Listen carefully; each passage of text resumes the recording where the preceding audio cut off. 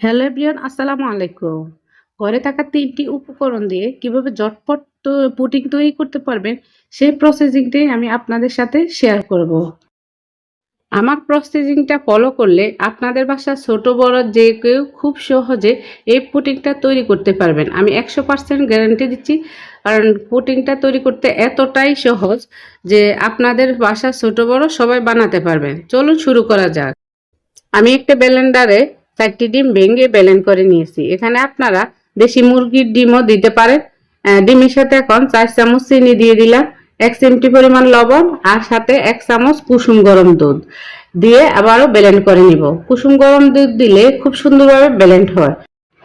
আজকের পুডিংটা আমি তৈরি করব ১/২ কেজি দুধ আর ৪টি ডিম দিয়ে। যে বাটিতে পুডিং তৈরি করব ওই বাটিতে ২ চামচ চিনি দিয়ে সাথে ১ চামচ পরিমাণ পানি দিয়ে চুলায় বসিয়ে দেব। যখন পানি ফুটতে শুরু করবে তখন চুলার আগুনটা লো পর্যায়ে রেখে ক্যারামেলটা তৈরি করে নিতে হবে। তা না হলে ক্যারামেলটা ফুলে গিয়ে তিতা হয়ে যাবে, খেতে ভালো লাগবে না। ক্যারামেলটা হয়ে গেলে ঠান্ডা করে নেব। এখন দুধ আর ডিমের মিশ্রণটা ঢেলে দেব। অন্যদিকে আমি চুলায় একটা কড়াই বসিয়ে দিয়ে ২ কাপ পরিমাণ পানি গরম করে নিলাম। বাটিটা বসিয়ে দিই, ঢাকনা দিয়ে চুলার আগুনটা লো পর্যায়ে রেখে উপরে একটা পাটার ফুতা দিয়ে আমি ১ ঘন্টার জন্য রেখে দিলাম। চুলা থেকে নামিয়ে ঠান্ডা করে নর্মাল ফ্রিজে তারপরে ২ ঘন্টার জন্য রেখে দিলাম। এখন একটা চাকুর সাহায্যে এভাবে চতুর্দিক থেকে একটু কেটে আলতো করে একটা প্লেটে ঢেলে নিলাম।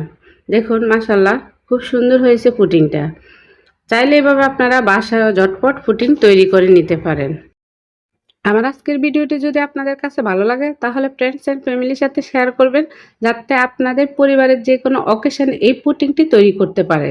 দেখা হবে নেক্সট ভিডিওতে। সবাই ভালো থাকবেন। আল্লাহ হাফেজ।